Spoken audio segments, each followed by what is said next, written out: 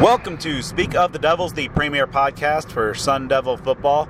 I'm Brad Denny with 3TV, currently on the Pat Tillman Memorial Bridge, as a matter of fact, making my way back to the Valley from Las Vegas, where today I was covering Pac-12 Media Day. And so in a nod to the late, great Ralph Amsden, actually, you know what, strike the late part. Ralph is very much alive, although I believe he has tweeted recently that he's battling a case of bronchitis. So hope you're doing well, Ralph. Miss ya. Hope to see you back in Arizona sometime pretty soon. But, you know, in a nod to Ralph, and one of his trademarks was his drive home mobile podcast, where after covering an ASU game and driving back to the Valley, he would record his thoughts, kind of a stream of consciousness as to what he saw then. So I did that last year on the way back from Pac-12 Media Day in Los Angeles. So doing that again in 2023 as the Pac-12 took the show to Las Vegas. So obviously the big specter of the Pac-12 media deal, or perhaps lack thereof, was hanging over the entire event, despite the kind of going into the day. It was well communicated that there would be no announcements, no updates, but that kind of loomed large over the entire proceedings. There's a lot of national media in attendance. Probably a little bummed that Deion Sanders was a late scratch due to some surgery related to his foot condition or leg condition, but they were probably still looking for any kind of information on the media deal. That was not really forthcoming, even though there were a number of questions and a number of very pointed and well thought out follow-ups. Commissioner George Kliavkoff kind of danced around that, stressing that they wanted to make this about the on-field product and all the things that are genuinely going good for the Pac-12 football product. And of course, you know, one of the points that they kind of stressed throughout the entire day was just the bevy of quality quarterbacks. I believe they had 8 who threw for over 3,000 yards a season ago, 6 of which are returning. And obviously you have the reigning Heisman Trophy winner. So there's a lot of positive on-field talking points, but most of the national media just really wanted to find out what's going on with the media deal. No news was forthcoming. Kliavkoff did make a point to say that he feels that the longer that this stretches out, the better, in fact, it is for the Pac-12. And even though this is a saga that's been going on, I believe, about over a calendar year now. So whether you agree with that or not, it does kind of jive a little bit with some recent reporting. I believe ESPN, among other outlets, saying that some new partners had come to the table, or at least perhaps some other partners with some new proposals that have come to the table that have kind of piqued the interest of the Pac-12 as they look to put together the best possible media deal. Obviously, the number that ultimately is reached is going to be very closely compared to what the Big 12 number is, you know, in the low 30 millions. We'll see what that is. We will see exactly what kind of timeline a media deal announcement is put out there. Kliavkoff did stress a couple times that the timeline is still the same. They would make the announcement of the media deal. There would be the formal signing of the grant of rights, which has already been agreed to by the member institutions. And then, of course, they would turn their attention to expansion. He did not obviously discuss any of the schools or targets specifically. Obviously, that's San Diego State, SMU have been the two far and away most talked about candidates there. If you've been following along kind of the news cycle, San Diego State and the Mountain West had kind of a little song and dance with the recent June 30th deadline for San Diego State to announce a future exit, so they would not have to pay a doubled exit fee. That came and went. But that's a kind of a separate drama issue there. But you know, I still think that's likely to happen at some point. But the push into the kind of later summer period does go and align with what Ray Anderson, ASU's athletic director, told me back in May when I sat down with him for a sit-down series episode. Highly recommend you take a listen to that if you haven't already, in which he did say that it would be July or August before a media deal is announced. And at that time, there was a lot of pushback. I got a lot of tweets from like Big 12 Twitter, those weirdos out there, that were kind of saying that's ridiculous, but seems to be where we're trending at this point. But in this ongoing saga, honestly, who the hell knows? We will see, but I think the Pac-12 will get a deal. I think there'll probably be a very good streaming component along with linear broadcasting as well. So we'll see exactly what shape and form that'll ultimately take. But of course, that was the big thing that the national media folks there were pushing. Another point of topic or point of conversation was the potential loss of the remaining Pac-12, or I guess soon to be Pac-10 schools, to the other conferences. Perhaps the Big 12 has been the most talked about. Utah Athletic Director Mark Harlan was on stage right after Kliavkoff's opening remarks, and he sounded very enthusiastic and committed to the Pac-12. Kliavkoff mentioned in no uncertain terms that he's not at all worried about the Big 12 in terms of having schools poached, most notably probably the corner schools, ASU, U of A, Utah, and Colorado. And then he was one of the more interesting points is that he was asked, like, why has the messaging from the Pac-12 really kind of been sound in terms of the media deal and also on kind of the expansion front, or the realignment front rather, in terms of other conferences circling around schools, and he just said that we're going to take the high road. Now, whether in this day and age you think that kind of silence and not getting into a kind of a war of words with the media is a sound strategy, or perhaps they should have been more proactive or aggressive, I don't know. The silence, I think, kind of was deafening, obviously resulting in the question asked. But we'll see. I mean, Kliavkoff, I think, has made some good moves in his time as commissioner. Had some missteps, but obviously, I think you have to really kind of take everything in the context of that. Larry Scott was just a horrible commissioner. I mean, I just keep going back to a tweet I once saw as he was on the way out of office, that if he was an agent sent in by another conference to bring down the Pac-12 from the inside, would he have done anything different? And I just go back to that because he was just obviously very, very bad. So Kliavkoff is going to continue to navigate some troubled waters. We'll see exactly how the media deal shakes out. If the 10 remaining schools are able to continue to stick together, even though a lot of them are continuing to say the right things, but saying one thing publicly and making the preparations or checking your options behind the scenes, just the proper business. So we will see. So after the opening remarks by Kliavkoff, the committee, the Merton Hanks was up there as well, talking about how there was a influx of new officials that after the decade plus of hashtag Pac-12 refs, all that saga. You mentioned that some have moved on, and that there's a group of officials that are a group of people that they've elevated into officiating roles that they're excited about. So we will see if there's any improvement in the officiating front. I don't know. We'll see. I mean, at this point, it's become a running joke. It's become as much of a trademark as Pac-12 After Dark. So we'll see. So before we dive into some of the ASU stuff that was there, some of the conversations I had, some good stories there. I mean, overall, Media Day in this day and age, I don't know. I've always been a little skeptical of the value just because, information is so accessible, and a massive continued hat tip and appreciation to Arizona State, their sports information directors, the media relations office, now led by Doug Tamro and Jeremy Hawks as well, leading the football charge. They truly understand the value of media. They give us tremendous access. I mean, if you've been following this feed at all, you've known that I've been having a long string of off-season content, sit-down series episodes. This upcoming week, Monday through Wednesday, they're having media day kind of sessions, with one day with the defense, one day with the offense, one day with the assistant coaches, where we just have great access. Last week we were able to, there's a press conference with Kenny Dillingham, so we again talked to him today. So some of the stuff can kind of get a little bit old hat, but in a good way, just that you have the access and the flow of information. They know that there's a lot of good stories to be told.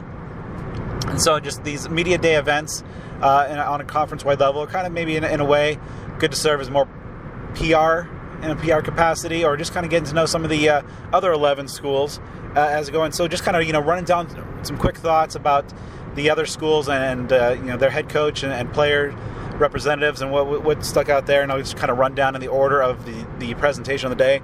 Led off by the two-time defending conference champs Utah Utes. Kyle Whittingham led things off, and kind of the thing that I kind of really stuck out to me was that in the media poll, despite the back-to-back titles, the Utes weren't down there. I believe they were picked third in the conference. So there's a little bit of chip on the shoulder.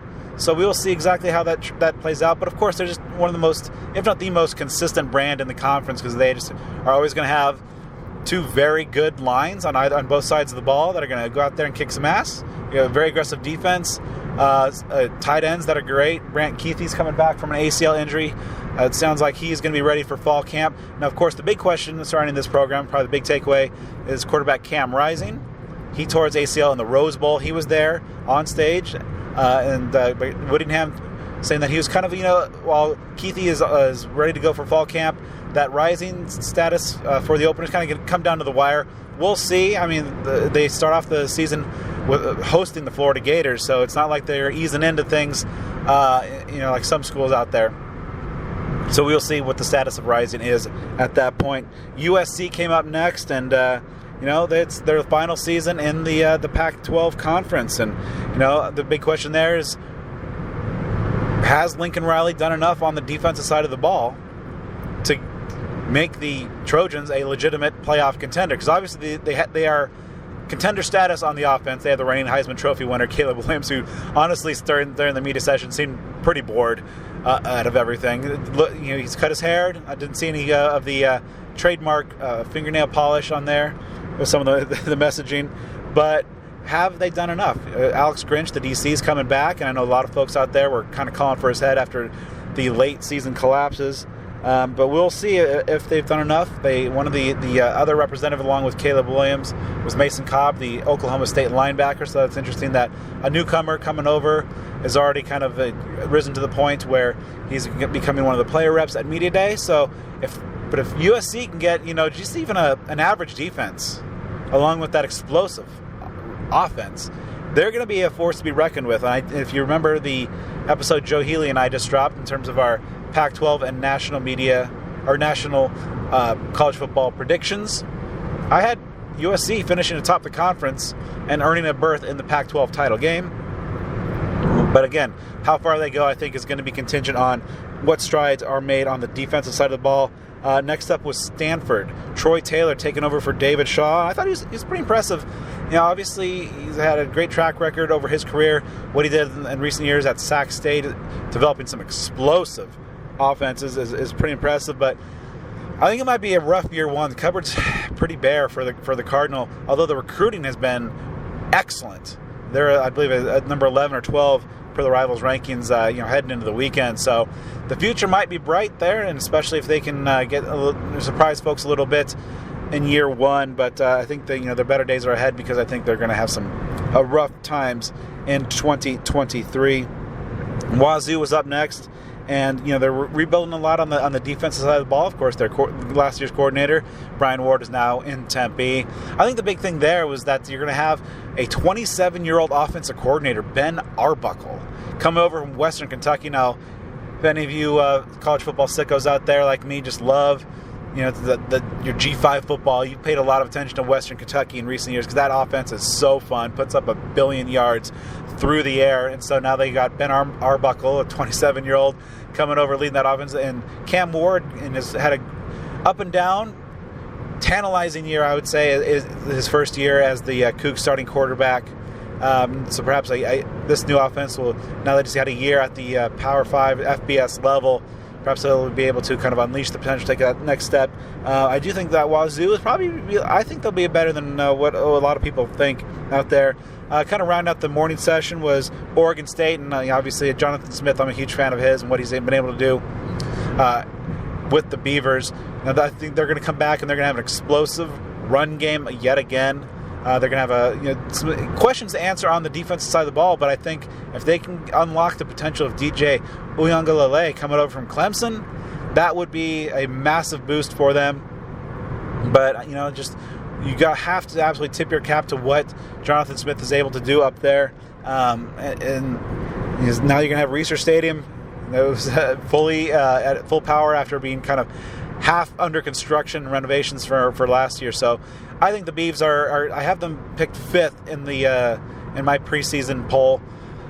Although I do think that there's a definite top 5, then a gap to the kind of the rest of the teams in the conference. And so I think the Beavs, are a team that is capable of making a run, even though, you might be talking about Oregon, USC, Washington, Utah in terms of, the heavyweights, but don't discount the Beavs and what Jonathan Smith is able to do. Of course, coming off of a 10-win season. The afternoon session began with Washington, who, if you listen to our last episode, I picked them to win the conference. I think they'll finish second overall in the regular season, earn a berth in the title game, and ultimately take home the Pac-12 crown, because I do think that the defense is going to be better. We know the offense, as long as Michael Penix stays healthy, with that trio of wide receivers, with that offensive line, they're going to put up a lot of yards. They're going to put up a lot of points. But can they prevent the opponent from doing the same? The pass defense in particular is pretty bad a year ago. Braylon Trice, however, the excellent pass rusher, I have used my preseason pick for Conference Defensive Player of the Year, or I should say the Pat Tillman Defensive Player of the Year. I think he's going to have a huge year, and I think he's going to help elevate the Husky defense to a point where they can contend. So it's good to see Kalen DeBoer continue to kind of keep things in perspective there.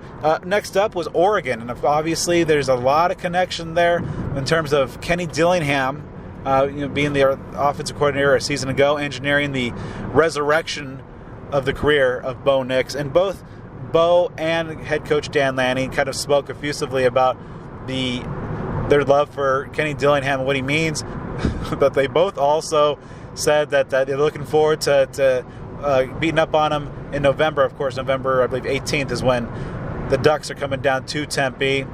Lanning called it like going up against your brother. Like, you love him, but you want to whip his ass.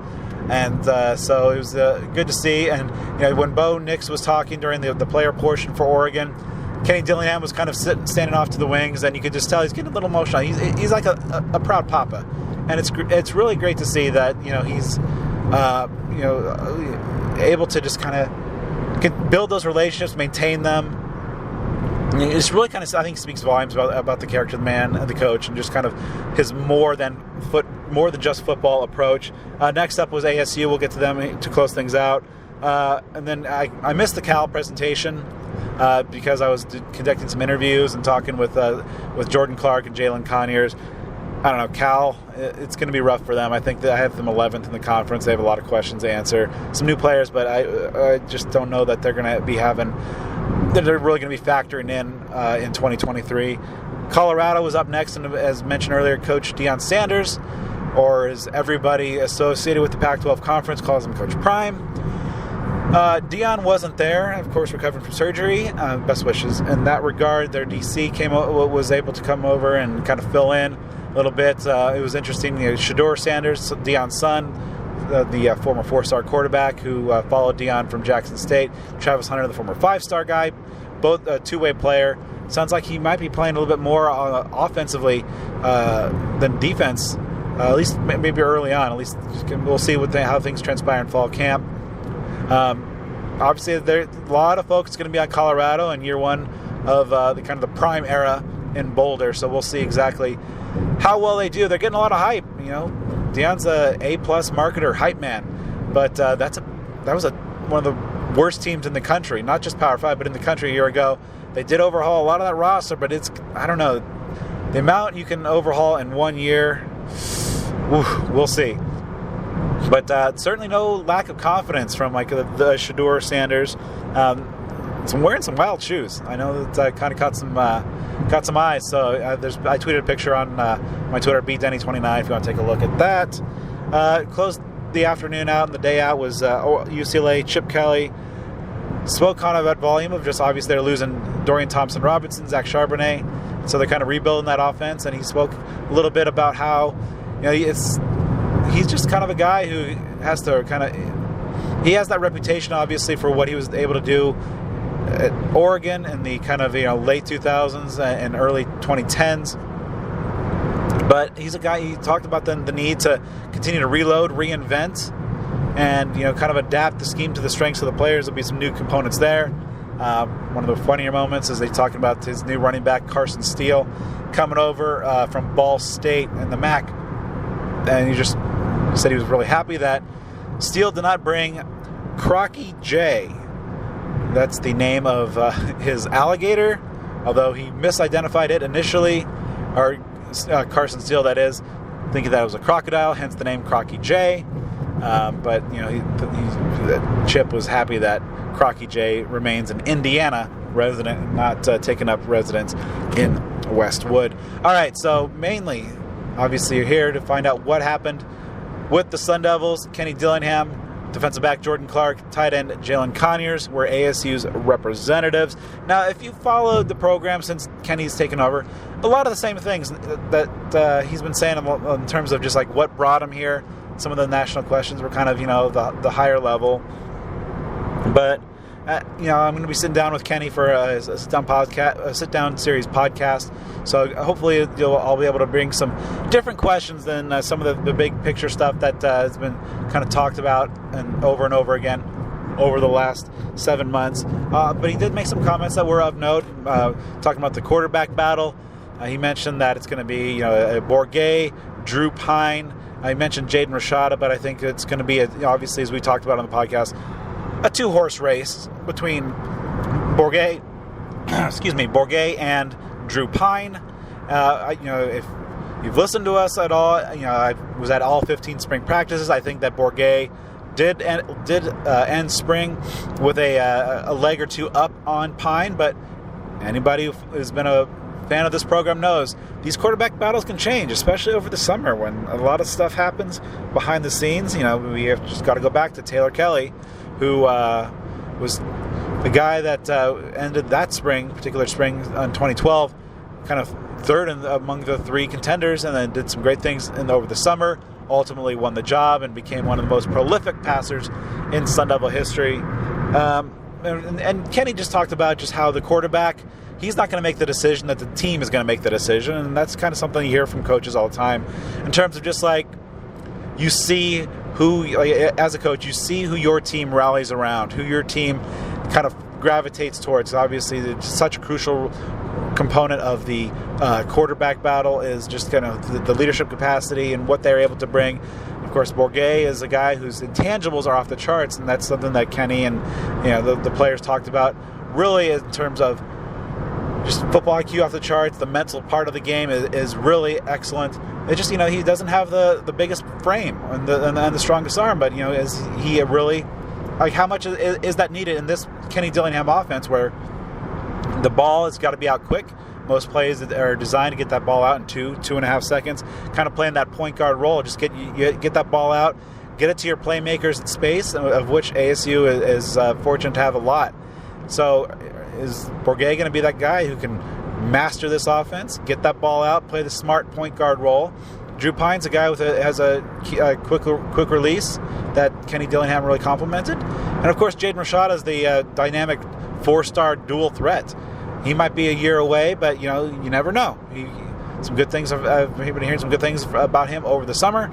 We'll see ultimately how much he's able to kind of factor in. Dillingham, another thing that really kind of jumped out that was kind of outside of the normal stuff that he's been talking about is that physicality will be key, and that he cited that he wants a team to understand what it's like to go up and battle Utah. And, of course, they're after back-to-back conference titles, they're the gold standard for the conference. And that's great. We've seen ASU struggle in that physicality department in recent years and matching the Utes. And so he wants a team that is going to be able to go kind of toe-to-toe and blow for blow with Utah. So we'll see there how things go there. Go back to the quarterbacks. It's good. One note that he did say is that he hopes that the team will let him know sometime soon. But in the event that doesn't happen and like kind of drags out, the absolute latest he'd make a decision, an announcement on the quarterback battle is about a week out in camp because he does want his team to prepare. I expect it probably maybe to come around the second, third week of camp, after they wrap things up at Camp Tonazona. So we will see. And that is something that I did ask tight end Jalin Conyers about during the media day availability after the press conferences. And here's what Jalin had to say about what he's seen from the quarterbacks since spring ball ended. So Jalin, obviously the quarterback competition is going to be a big storyline of fall camp. We got to see the guys in action in spring. But a lot of what ultimately goes into who ultimately emerges as a winner goes on behind the scenes in summer where things we just can't see. What have you seen from the quarterbacks over these last couple months since spring ball ended? I think they brought the best out of each other. Like Coach Dillingham has said, you got 3 dudes competing for it, and they all have a different story. You got Drew, who played at Notre Dame, was relevant. I mean, really good. Was like relevant, obviously, being around a bunch of the quarterbacks and being in the quarterback conversation for one of the best in the country. You got Trenton, that finished out the year last year, that was literally not on anyone's radar, has been here through 10 different quarterbacks. Just been a walk-on, earned a scholarship, finally got here, took over last year. And then obviously, we got 5-star Jaden Rashada coming in. So it's definitely brought the best out of each other. I think in spring, you kind of, obviously they were pretty close and everything was obviously spring, so you don't really get a bunch of who's this and who's that right now. But going into fall camp, obviously all 3 of them are going to have to try to separate from each other.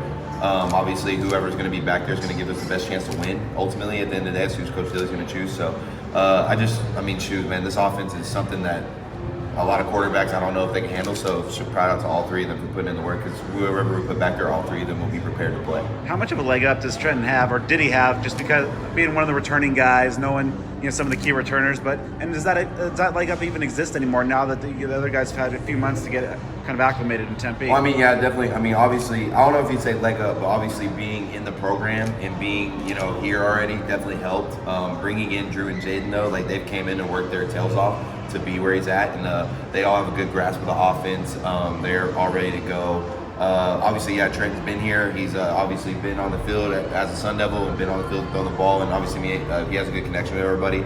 But Drew and Jaden have done a really good job of being able to come in and kind of be for him. And it's not one of those things. It's not an unhealthy competition. It's a very healthy competition. It's good for all 3 of them. It's going to make them all 3 better players. So it's definitely going to be good for the program in general to have all those 3 guys working hard like they are right now. All right, and so also kind of rounding things out a little bit, talking to the players, if you heard from Jordan Clark on the sit-down series I just dropped on Monday, he goes into great detail about the revamped culture, and he touched on some of that stuff, kind of, shorter ways and kind of the media availabilities earlier today. So I would recommend actually listening to the, some shameless self-promotion, listening to Jordan Clark about, talk more in depth in terms of what he's seen from the culture, this revamped defense. There was a great story just about how during the last trip to Vegas, both Jordan and Jalin decided to on a night of the town before the bowl game, decided to go on a roller coaster that almost ended in the death of Jalin Conyers. And as Jordan said, sometimes roller coasters aren't meant for 265-pound tight ends. So here's that story. The day before the game, like our curfew, I want to say it was like 2 or 3 or something. And me and JC were walking around. We were just on the strip, and we got onto. We were walking past New York, and we saw this roller coaster. It's like 1 a.m. We're like, "Hey, you want to ride it before we go back?" We're like, "Yeah." So we went, got in line, got on the roller coaster, get on it.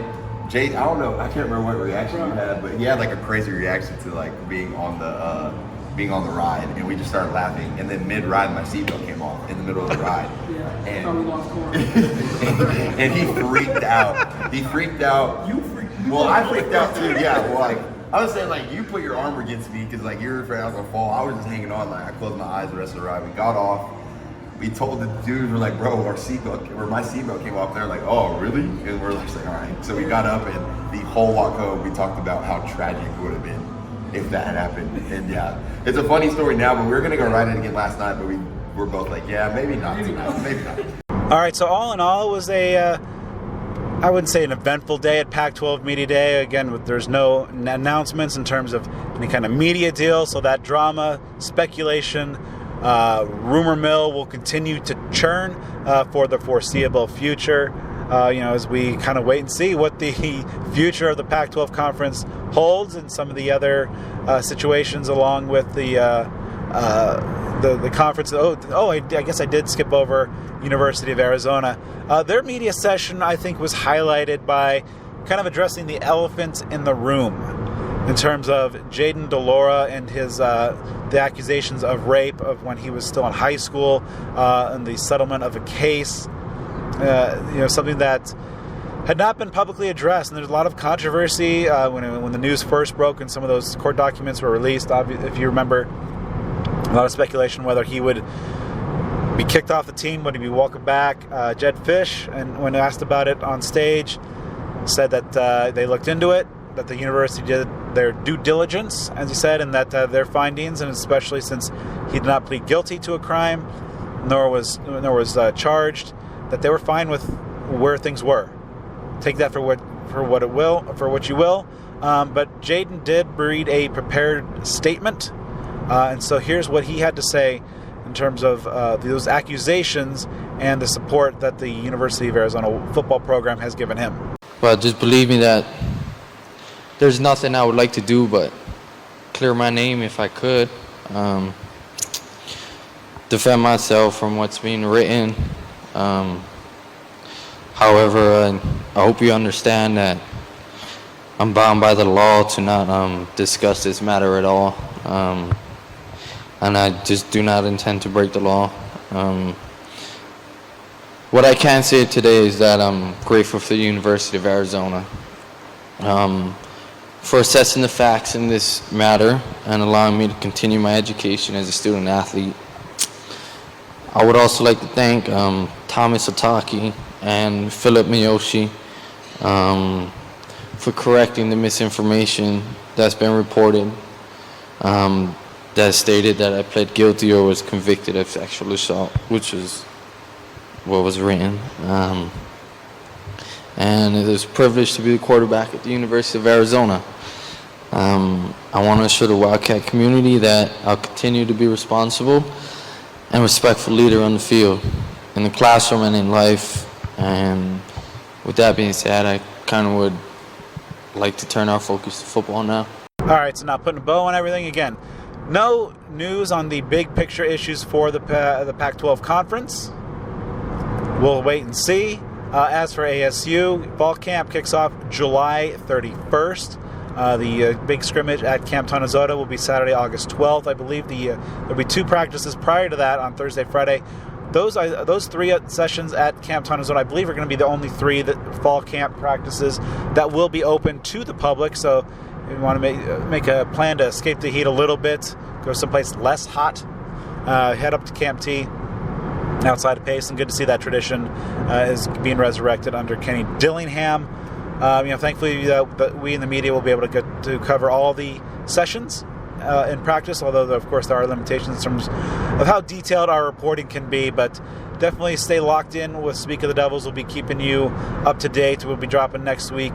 I have a series of great sit-down series episodes, but Joe and I will be back for a fall camp preview episode. We'll be kind of running down the position groups, the big questions, position battles, all that good stuff. And then join us if you're in town August 4th, 6 p.m., Graduate Hotel in Tempe, our first ever live show. It's going to be pretty interesting. We'll see how that goes. And then a Sun Devil Summit to cap off the evening. Should be a rip-roaring good time. In the meantime, stay with us on social media, Twitter at SOTD Podcast, on Instagram and Threads at Speak of the Devils. You can find us on YouTube at Speak of the Devils. And give me a follow at BDenny29 on all the social platforms out there. And make sure you are subscribed. Give us a 5-star review. A lot of great content coming your way. I think I've got about 7 more sit-down series. And that's just to drop before the early stages of fall camp. So definitely going to be an active time in your feeds. And we'll be back next week to preview all the fun of fall camp.